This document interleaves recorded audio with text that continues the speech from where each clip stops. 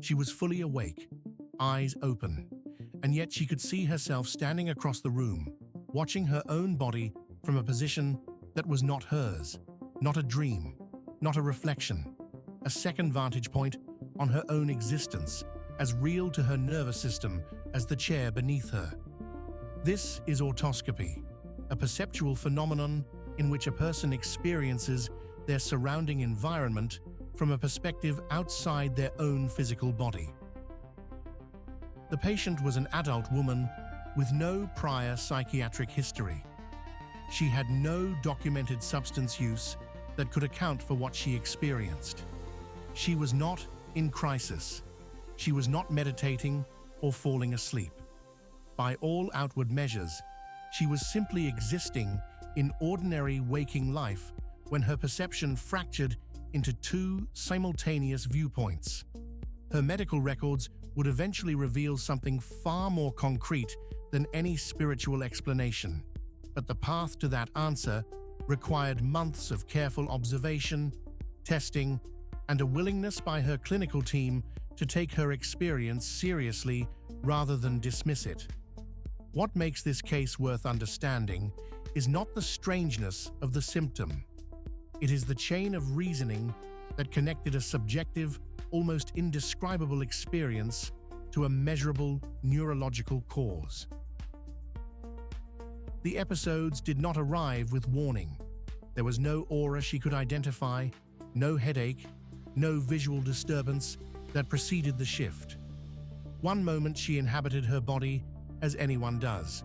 The next, her conscious perspective relocated. She could perceive herself from across the room, or from slightly above and behind her own head. The experience lasted seconds to minutes, then dissolved as suddenly as it appeared. Early clinical encounters produced inconclusive results. Standard neurological examination between episodes was unremarkable. Her motor function was intact. Cranial nerves were normal. Reflexes symmetric. Cognitive screening showed no impairment. She could describe what she experienced with precise language and full insight. She knew it was not real in the sense that she had not physically moved, yet her perceptual system reported it as real with complete sensory conviction. Routine blood work excluded metabolic causes. Thyroid function was within normal limits. There was no evidence of infection, no inflammatory markers to suggest an autoimmune process affecting the brain. Her team considered psychiatric explanations, including dissociative disorders, but the episodic and stereotyped nature of her symptoms, meaning they repeated in a consistent pattern each time, made a structural or electrical cause more likely. The question then became how to capture the phenomenon as it happened, rather than relying solely on the patient's retrospective account.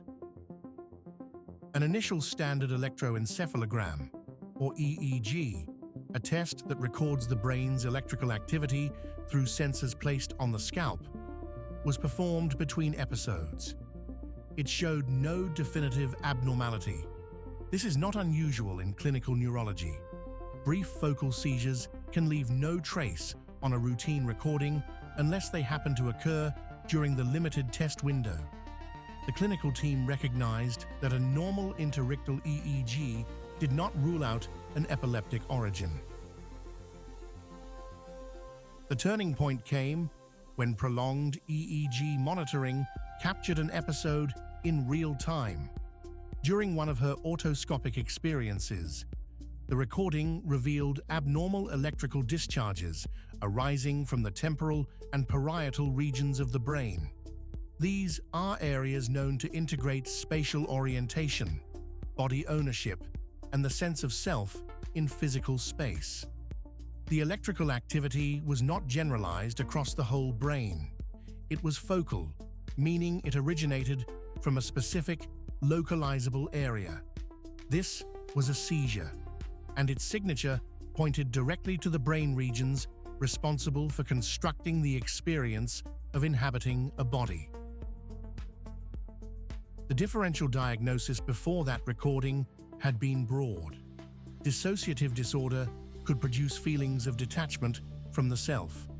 Migraine with complex aura can distort perception in unusual ways. Psychiatric conditions, including depersonalization and derealization disorder, were considered carefully. But each of these alternatives lacked the stereotyped, brief, electrically driven pattern that the EEG ultimately revealed. The seizure focus provided the explanatory mechanism that no psychiatric framework could match with equal precision. The proposed mechanism relies on what neuroscience understands about body representation in the brain. The temporoparietal junction, the region where the temporal and parietal lobes meet, plays a central role in integrating vestibular signals, visual input, and proprioception to generate a unified sense of where the self is located in space. When abnormal electrical activity disrupts this integration, the brain can generate a coherent but false perspective, one in which the self appears to occupy a position it does not. This is not imagination. It is a computational error at the level of neural architecture, produced by neurons firing in a pattern that overrides normal spatial processing. The distinction between autoscopy and a full out-of-body experience, a term introduced by G.N.M. Terrell in 1943 and later adopted by researchers as an alternative to belief-based labels like astral projection, matters clinically. In autoscopy, the person may see a double of themselves. In an out-of-body experience, the person perceives the world entirely from an external vantage point. Both fall within the spectrum of autoscopic phenomena, and both can have epileptic origins.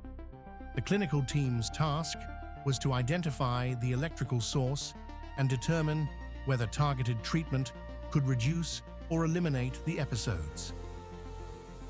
It is important to acknowledge what remains uncertain. Not every case of autoscopic experience has an identifiable epileptic focus. The relationship between seizure location and specific perceptual content is not fully mapped by current research. Treatment with anti-epileptic medication can reduce episode frequency in many patients, but individual response varies considerably. This single case does not establish that all autoscopic experiences are epileptic in origin. It establishes that some are, and that careful neurological investigation can distinguish those cases from psychiatric or purely subjective phenomena. What this case illustrates is that the sense of inhabiting a body, of being located behind your own eyes, is not a philosophical given. It is an active construction by specific brain regions, one that can be disrupted in measurable, reproducible ways. The patient's experience was not supernatural, it was neurological, and once identified through the convergence of clinical patients and technological capture, it became treatable rather than mysterious. The boundary between the self and the world turns out to rest on electrical stability in a few centimeters of cortex. She saw herself from across the room, and what medicine saw, in return, was a pattern of electrical activity explaining how the brain builds the most fundamental experience we have, the feeling of being here, inside this body, looking out.